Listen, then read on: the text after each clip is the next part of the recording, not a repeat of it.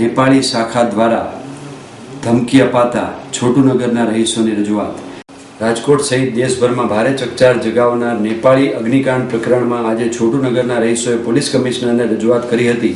હજુ પણ એક મહેન્દ્ર નામનો નેપાળી શખ્સ પૈસા પડાવવા માટે અવારનવાર ધાક ધમકીઓ આપતો હોવાથી તેની વિરુદ્ધ રજૂઆત કરી હતી।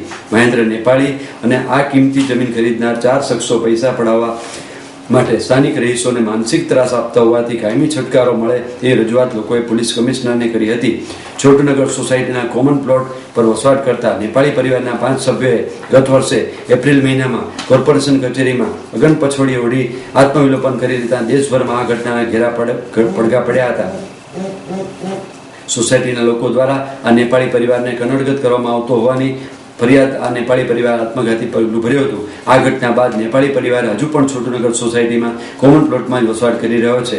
ત્યારે પરિવારને મહેન્દ્ર નેપાળી પણ ત્યાં જ રહે છે અને દરરોજ દારૂ પીને સોસાયટીના લોકોને ધાક ધમકી આપે છે। તેમાં મહેન્દ્ર નેપાળી દ્વારા આ સોસાયટીના કોમન પ્લોટ મહેબૂબ, યાસીન, દીનુ અને ગગજી નામના 4 શખ્સોને 5 કરોડ રૂપિયા વેચી નાખ્યો છે। તેમ છતાં હવે 4 શખ્સો અને મહેન્દ્ર નેપાળી ₹90 લાખ રૂપિયાની માંગણી કરી રહ્યા છે અને અવારનવાર સોસાયટીના સભ્યોને મારી નાખવાની ધમકી આપવામાં આવે છે। ત્યારે સોસાયટીના તમામ સભ્યોને હવે કાયમી છુટકારો કરવામાં આવે તેવી સોસાયટીના સભ્યોએ પોલીસ કમિશનરને રજૂઆત કરી હતી। જે 5 નેપાળીઓએ આવેશમાં આવી કોર્પોરેશન ઓફિસની અંદર જે આત્મહત્યા કરેલ અને મરણ ગયેલ એ સંદર્ભે એક એમાંનો બચેલ મહેન્દ્ર નેપાળી અવારનવાર અમને લોકોને આવીને ધમકી આપે છે કે હું આત્મહત્યા કરી લઈશ અથવા તો કેસ રીઓપન કરીશ અને બાકીના 2-4 જણાને તે હું જેલમાં ગાળી દઈશ અને 1-2 મર્ડર કરી નાખીશ।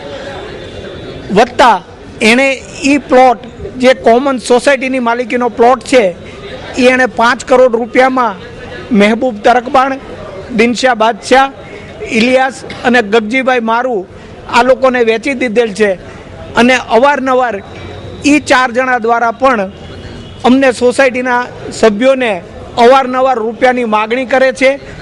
છેલ્લે એમણે 90 લાખ રૂપિયા માગ્યા છે અમારી પાસે એ પ્લોટની અવેજમાં અને માનસિક ત્રાસ સતત આપે છે અમને લોકોને। રાજકોટ ઓનલાઈન કંપની સામે વિરોધ।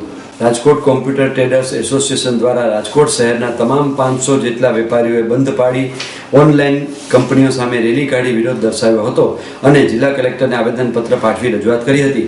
ઓનલાઈન કંપનીઓ લોભામણી સ્કીમો આપી લોકોને છેતરી રહી છે અને ટેક્સની પણ ચોરી કરી રહી છે। વેબસાઇટ મારફતે કંપનીઓ ધંધો કરીને 25 થી 30% ઓછા ભાવ વેચાણ કરી રહી છે, જે બિલનો ઉલ્લેખ પણ થતો નથી। તેની સામે વેપારીઓ દ્વારા લંડનમાં લડતના મંડાણ કરવામાં આવ્યા છે। ગુજરાતમાં આઈટી ક્ષેત્રે 15,000થી વધુ નાના મોટા વેપારીઓ કાર્યરત છે, પરંતુ છેલ્લા કેટલાક સમયથી ઓનલાઈન વેબસાઇટ દ્વારા ઇન્ટરનેટના માધ્યમથી બહોળી વેપાર કરવામાં આવી રહ્યો છે। માત્ર ગુજરાતમાં 8 થી 10,000 કરોડનો વેપાર આ વેબસાઇટ દ્વારા કરવામાં આવી રહ્યો છે।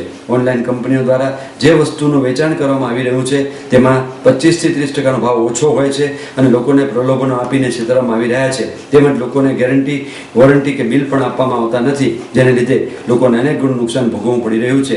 ઓનલાઈન કંપનીઓ બિલમાં વેટ કે ટેક્સનો ઉલ્લેખ પણ કરતા નથી, જેથી સરકારને પણ નુકસાન થઈ રહ્યું છે।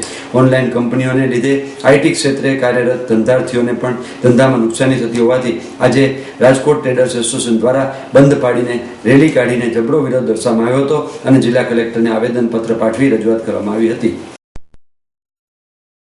બેંક કર્મચારીઓ દ્વારા તારીખ 2 થી 5 ડિસેમ્બર દેશભરમાં હડતાલનું એલાન।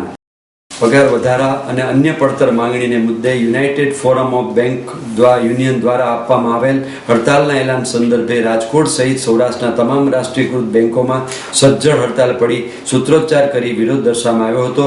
હડતાલને કારણે આજે કરોડો રૂપિયાનો વ્યવહાર ખોરવાઈ ગયા હતા।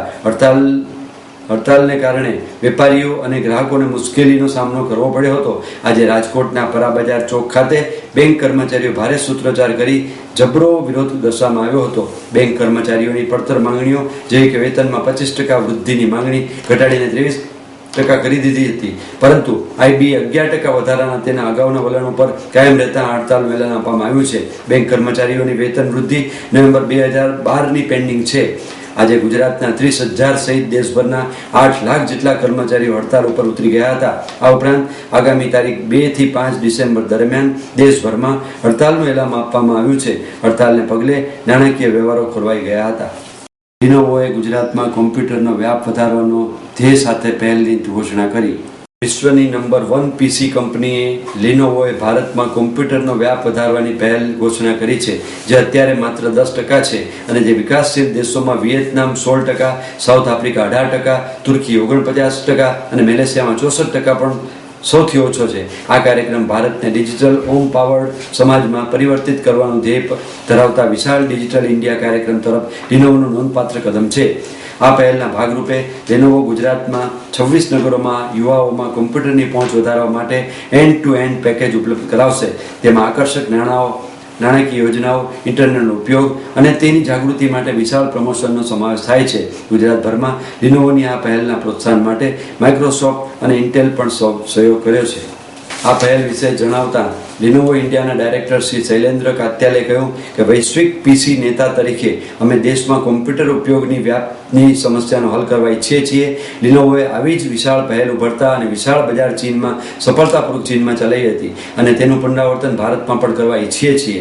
આ પહેલની શરૂઆત કરવા માટે ગુજરાતની પસંદગી કરી છે, કારણ કે અમે ગુજરાતમાં કોઈ પણ પડકાર વગર નેતૃત્વ અને પ્રદેશમાં મજબૂત પાર્ટનર્સ નેટવર્ક ધરાવીએ છીએ. આ કાર્યક્રમને સફળ બનાવવા માટે મદદરૂપ બનશે. અમે કાર્યક્રમને ભારતભરમાં શરૂ કરવા યોજના ધરાવીએ છીએ. લિનોવો ઇન્ડિયાના ડાયરેક્ટર માર્કેટિંગ ભાસ્કર ચૌધરીએ કહ્યું કે ગ્રાહકોની કોમ્પ્યુટર અપનાવવામાં પડતી મહત્વની અડચણોની અમે સમજ ધરાવીએ છીએ અને તેના ઉકેલ માટે કાર્યક્રમનું નિર્માણ કર્યું છે. લિનોવો આ પહેલના પ્રોત્સાહન માટે 360 ડિગ્રી માર્કેટિંગ આઉટરીચ સર્વાંગી પ્રયાસ કરશે. તેમાં ગુજરાતભરમાંથી જાહેરાત અને કોલેજ કોન્ટેક્ટ કાર્યક્રમો દ્વારા વિદ્યાર્થીઓ સાથે સંવાદ કરવામાં આવશે.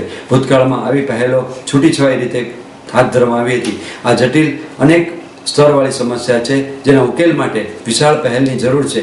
ટેકનોલોજી બધાને ઉપલબ્ધ કરાવવા માટે અમારા કાર્યક્રમ અને સાહસમાં ભાગીદાર બનવા અમે બીજાઓને આવકારીએ છીએ. गुजरात बहुत एक्साइटिंग स्टेट है. यहाँ पर हमारे प्राइम मिनिस्टर श्री नरेंद्र मोदी यहीं से हैं और काफ़ी अच्छे प्रोग्राम्स निकाल रहे हैं. काफ़ी मज़ा आता है गुजरात में वापस आकर. तो पर्सनली गुजरात काफ़ी पसंद है क्योंकि मैंने यहीं से पढ़ाई की है. तो कभी अहमदाबाद वापस आता हूँ. लेनोवो का ये बड़ा अच्छा इनिशिएटिव है. ये पीसीज जो हैं कंप्यूटर हैं वो लोग बहुत कम यूज़ करते हैं इंडिया में कंपेयर टू काफ़ी अदर कंट्रीज़ है, जैसे साउथ अफ्रीका है, ब्राज़ील है, जो डेवलपिंग कंट्रीज़ है. उनसे भी कम हमारी पीसी पेनिट्रेशन है. मतलब कम 100 में से सिर्फ 10 लोग यूज़ करते हैं इंडिया में, और गुजरात में तो उससे भी कम है, नेशनल एवरेज से भी कम है. तो ये एक इनिशिएटिव है जिससे काफ़ी अफोर्डेबल और सस्ते पीसीज लोग ले सकते हैं, अपने बच्चों के लिए खरीद सकते हैं और वो दे सकते हैं ताकि वो पढ़ाई करके एबल बने और जाके उनको जॉब्स मिलें, अच्छे जॉब्स मिलें. तो ये बहुत अच्छा इनिशिएटिव. कम एक तो है अफोर्डेबिलिटी प्राइस. आज तक पीसी काफ़ी महंगे होते थे या लोग वो अफोर्ड नहीं कर सकते थे, तो अब एक तो सस्ते हो गए हैं. दूसरा एक फाइनेंशियल स्कीम भी निकाली है, फाइनेंसिंग स्कीम निकाली है जिससे आप सिर्फ 3-3.5 हज़ार रुपये दे के फिर अगले 12 महीने में किस्तें चुका के आप 22-23 हज़ार रुपये का पीसी खरीद सकते हैं अपने बच्चे के लिए घर पे.